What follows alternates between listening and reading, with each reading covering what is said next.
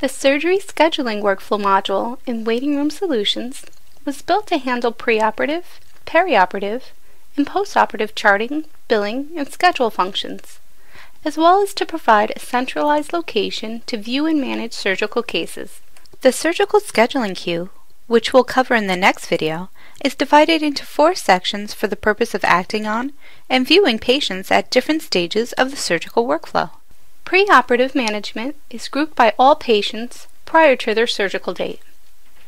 Peri-operative management is grouped by the date of surgery plus 6 days. Essentially, this is the week of surgery. Post-operative management is the week following surgery until the end of the Medicare global period. Completed surgical workflow is after the global period or if the surgery has been canceled.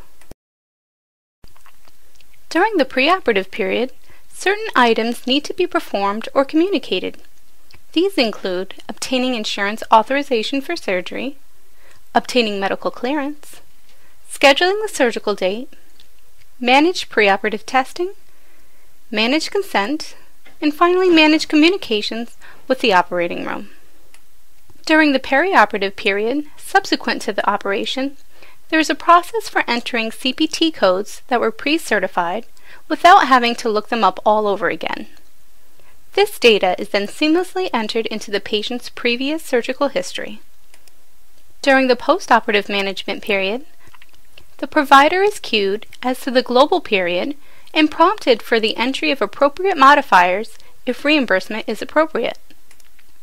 The completed section of the queue is for care subsequent to the global period and can be used to retrospectively review surgical cases or manage canceled cases.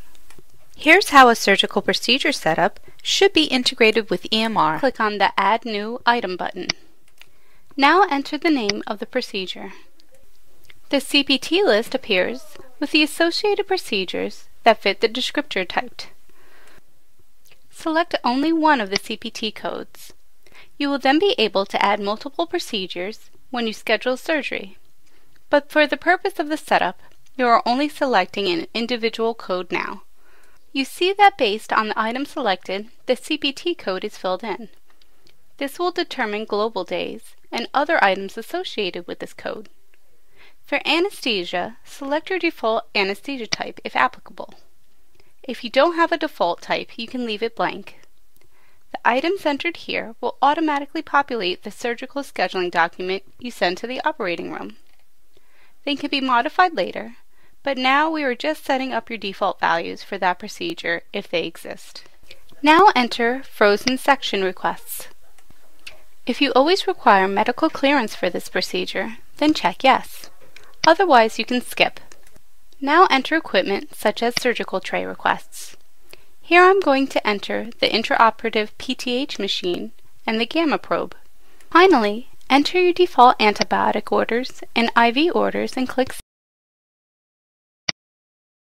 You now see the default values for the procedure you just set up. Now let's go through the process of scheduling surgery. We'll go to the Assessment and Plan page in the Encounter note. On the Assessment and Plan page, the surgical scheduling workflow begins. First, I'll assign a diagnosis to this patient. I'll add this to my assessment for this encounter. A default plan was already set up. Now right-click over your assessment to provide you with further options. I'm going to select the Schedule Surgery menu item to begin the surgical scheduling process. You are now brought to the Schedule Surgery page. First, select one of the procedures that you have previously set up. Based upon the procedures you select, the different values for anesthesia, frozen section, medical clearance, and equipment is defaulted. Enter the consent text. You can also set up customized default values for consent wording. You can also upload a signed consent. Select the document to upload. After the consent is uploaded, you can view it. Enter the date of surgery, or enter a question mark to search your schedule so that the surgery is entered directly into your schedule.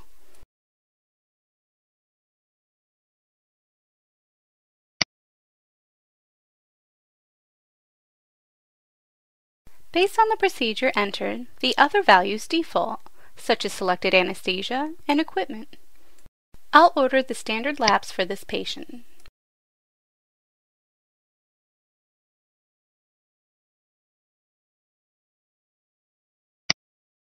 After saving the data, a user can sign off on the sheet. Before the surgical date, this form can be edited, but it is recommended that users who have access to this module sign off each time an item is changed or added. After the surgical date, you are no longer able to edit the form. Here you can see the time date stamp from the sign-off action. If surgery is scheduled, pre-authorization is frequently required. This can be added through patient management. Click the Authorization tab. Now click Add New Authorization Number. Now enter the authorization details.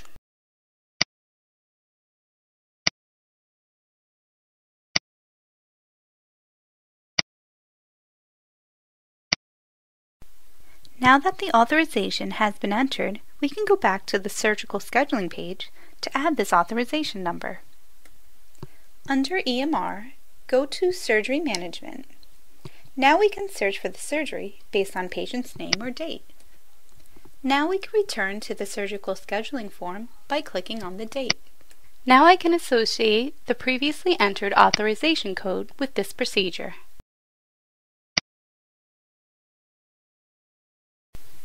You can print or fax the completed form. This form is similar to the forms used in most operating rooms when scheduling a surgical procedure from the office. Based upon the fax numbers in the WRS database, the fax numbers of the affiliated organizations you selected during practice setup are displayed. You can select one of the numbers from the list. Clicking Submit will fax your surgical scheduling sheet to the operating room. Alternatively, you could edit the number if the fax number on record is different from the surgical scheduling office fax number. This completes the first video that shows the setup and use of the surgical workflow module in waiting room solutions. In the next video, we will go over queue functions and management.